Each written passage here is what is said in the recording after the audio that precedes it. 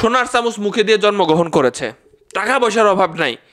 আজকে যে ক্যামেরাম্যানগুলা তিনি দেখতেছেন গাড়িতে বসে, সবাই তিনি গ্রেপ্তার হয়েছে, আদালতে তোলা হচ্ছে জন্যে ভিডিও রেকর্ড করতেছে।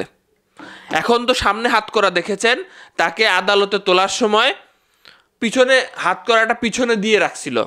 এই কাজটা সে একজনের সাথে করেছে, সায়েমের সাথে করেছে। সায়েম তাকে নিয়ে একটা ভিডিও বানাইছিল, তাকে ডিবিতে ডাকা হয়েছে এবং তৌহিদ আফ্রিদি ভিডিও কলে ছিল, তার মুখে কাপড় দিয়ে আচ্ছারে আঘাত করছে এবং ক্ষমা চাওয়াইছে এবং ভিডিও কলে সে হাসছে এবং দেখছে। বুঝতে পারতেছেন? স্বপন আহমেদ তারা নিয়ে ভিডিও করছিল, তার জীবনটাই মনে নষ্ট হয়ে যায় একটা বছর। তাকে নিয়ে ঠুনকো ভাবে কেউ কোনো কথা বললে সে নিতে পারতো না।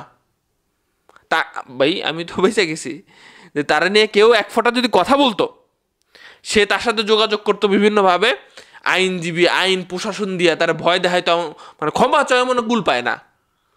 এমন এমন অনেক উদাহরণ এখন ঘুরে বেড়াচ্ছে। অনেকের কষ্ট লাগতেছে, দেখেন ভাই, ওনারে এইভাবে দেখতে আমাদেরও কষ্ট লাগতেছে, কিন্তু উনি যে ক্ষমতার অপব্যবহার দেখাইছে সেটা একটু ভাবেন। কত মানুষকে এই যে মানে সেটা পরে আসতেছি, তার আদালতে ওঠার আগ মুহূর্ত পর্যন্ত আপনারা দেখেছেন ছবি ভিডিওগুলো আজকে দেখেছেন, মানে সে হাঁসফাঁস করতেছে, সে অসুস্থ, খারাপ লাগতেছে আমারও দেখে সে অসুস্থ।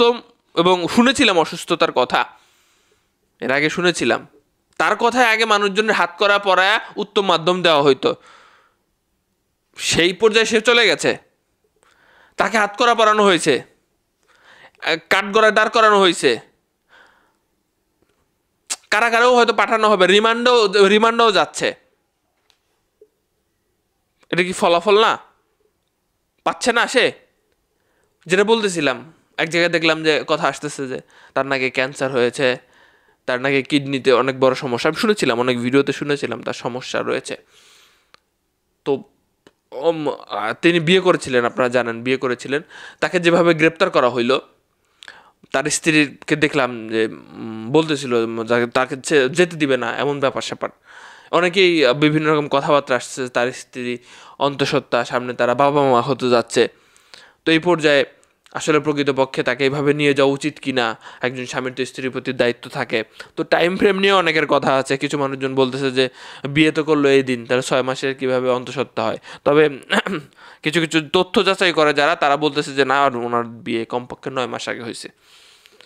রাহির কথা আসতেছে, রাহি যার সাথে তাকে দেখা যায় তো সবসময়, অনেকেই মানে বিভিন্ন রকম চামচা রামচা বেড়ে কথাবার্তা বলতেছে রাহির সাথে। অনেক জায়গায় প্রকাশ পাচ্ছে যে রাহি নাকি তৌহিদ আফ্রিদিদের ধরাই দিছে, সব তথ্য